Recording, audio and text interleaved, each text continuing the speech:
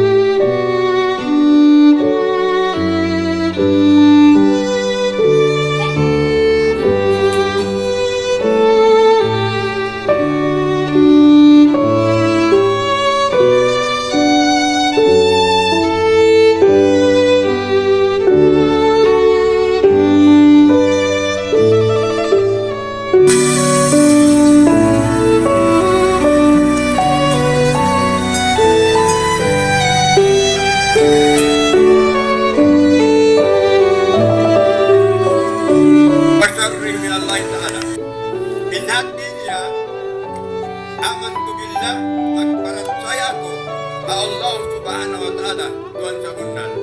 Wa malaikatihi, iban magparatsaya ako sa mga malaikat niya. Wa rusulihi, wa kutubihi, iban magparatsaya ako sa mga kitab niya. Amuin piaturon niya, sa mga kanabihan. Wa rusulihi, iban magparatsaya ako ang mga daak niya atau mga rasul niya. Amin narak niya magpasampay hamano siya sinrisalat.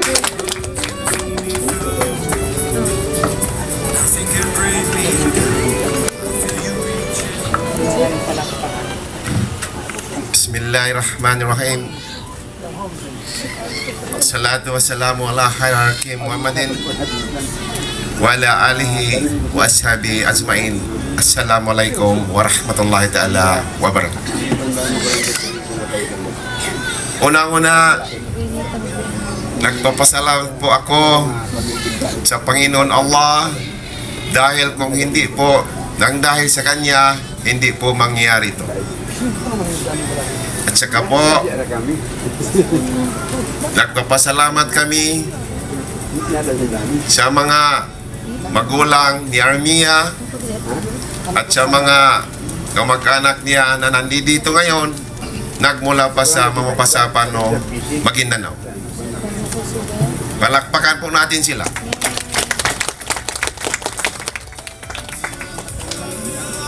At saka po, nagpapasalamat kami sa mga Habibon family na nandito sila ngayon at sa mga Malik na family. Palakpakan po natin.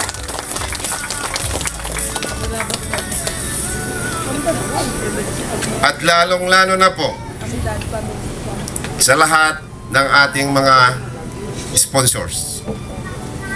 Tulad po ng ating sikilima ng Central Committee na si Dr. Jundam po. Palakpakan po natin.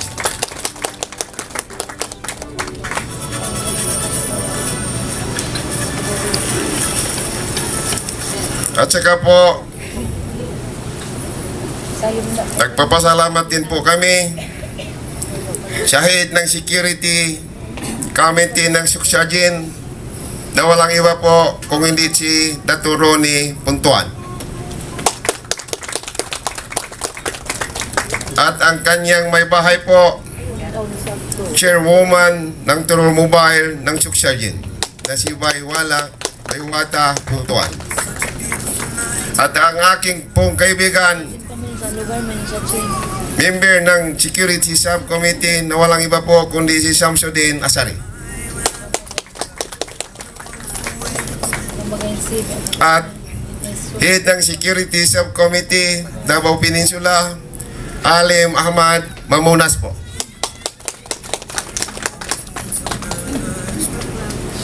Member of the Security Subcommittee Davao City, Abdul Muin Churagal Chudagar Al-Haj po.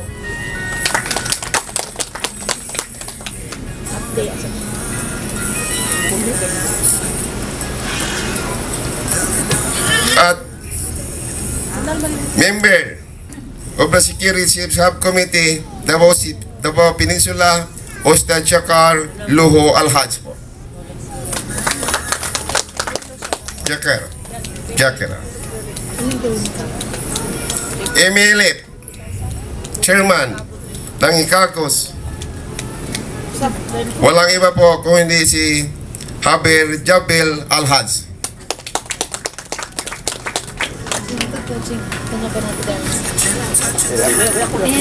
At si Miss Nurha Sampayani Habibon.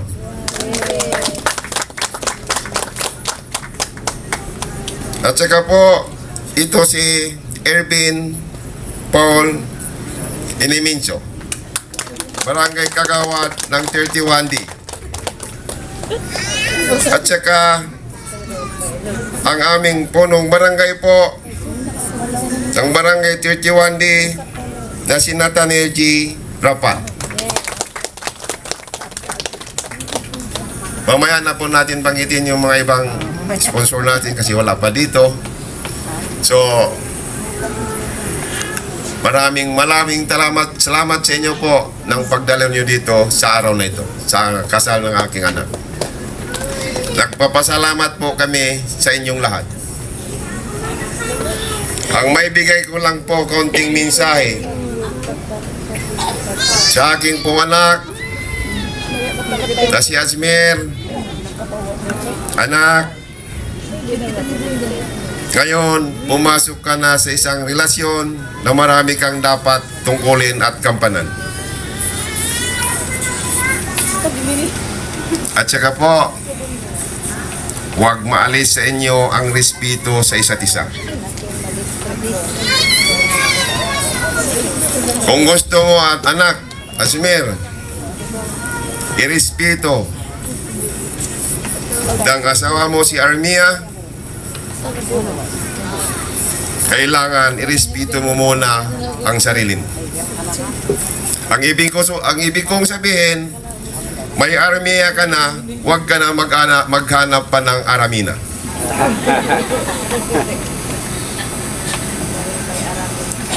Nasa inyo po, mga anak, ang ikakabuti sa inyo at saka hindi. Ikaw naman, Armia, nakalagay sa rules ng Islam na kailangan sumunod ka sa asawa mo. At saka ang hingiin ko sa inyo na dapat i-maintain ninyo ang connection ninyo sa Allah subhanahu wa ta'ala. Allahu Akbar. Kasi po, walang ibang makatulong sa atin kung hindi ang Allah subhanahu wa ta'ala. Inuulit po namin, maraming salamat po sa inyo. Sa araw na ito, masayang-masaya po kami na nandito tayong lahat. Magandang hapon po sa atin lahat.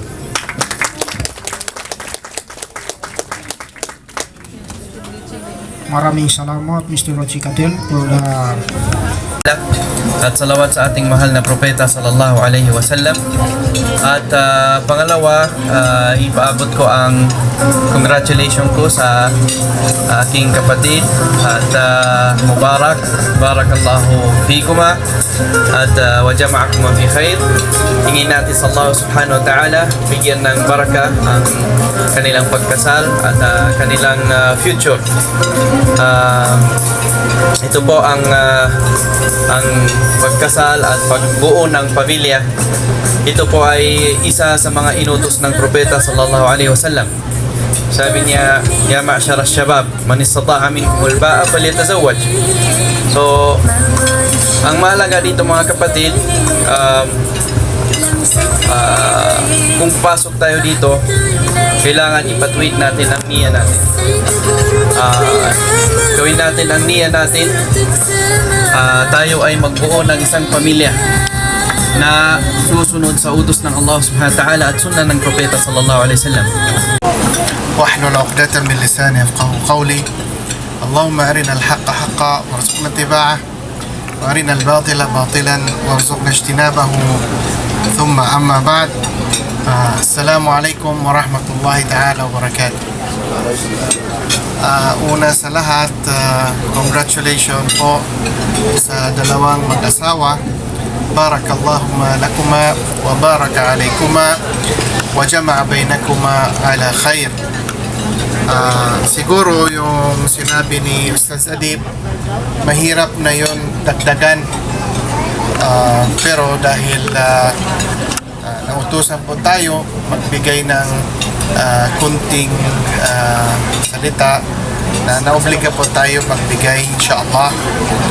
Anyway, patungo ng Al-Baitul Muslim o yung bahay ng isang Muslim, of course, tumatayo yan sa hukuk, karapatan. Sabi mo, ang lalaki may karapatan siya sa asawa niya.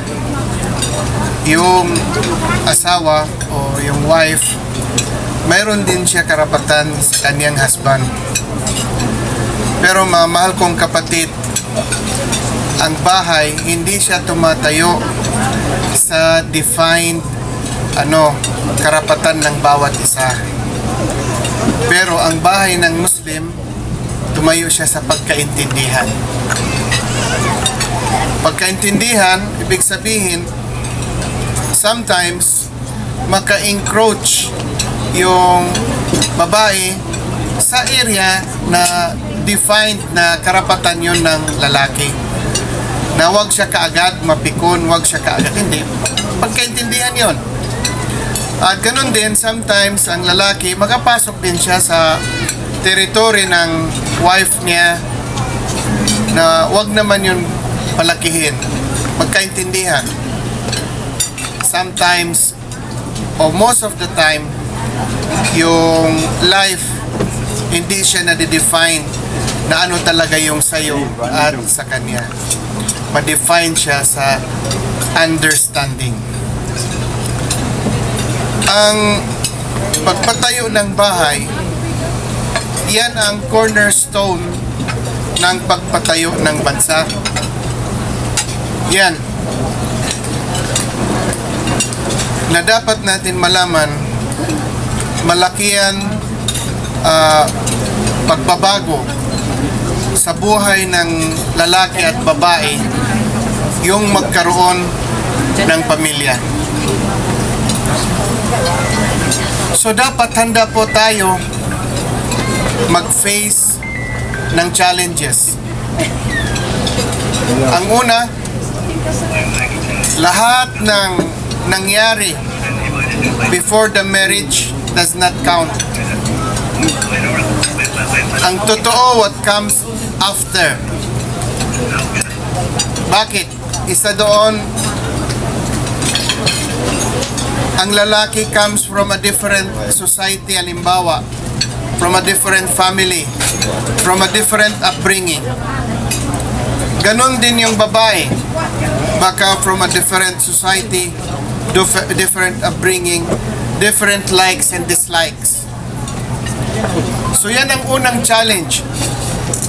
sa pamilya is paano ma-bridge ang gap na yan. Yan, mga kapatid, bigyan yan ng pansin. Magkaintindihan po sa ganyan na issue.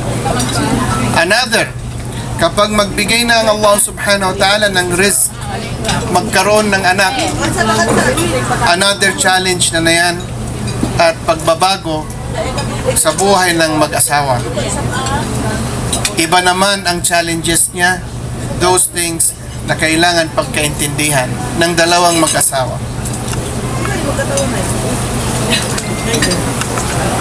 At iba pa.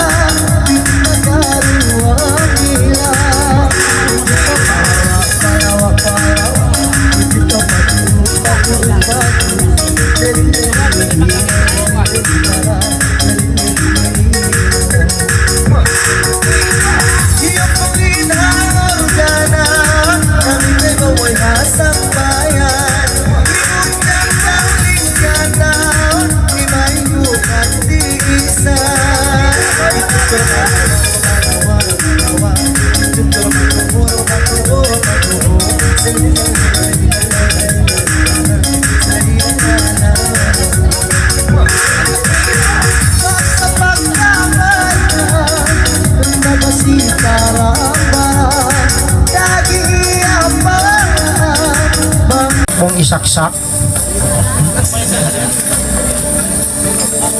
Sana yung cameraman natin, prepare na. Okay? Kung gaano kalaki ang hiwa na isusubo mo, ibig sabihin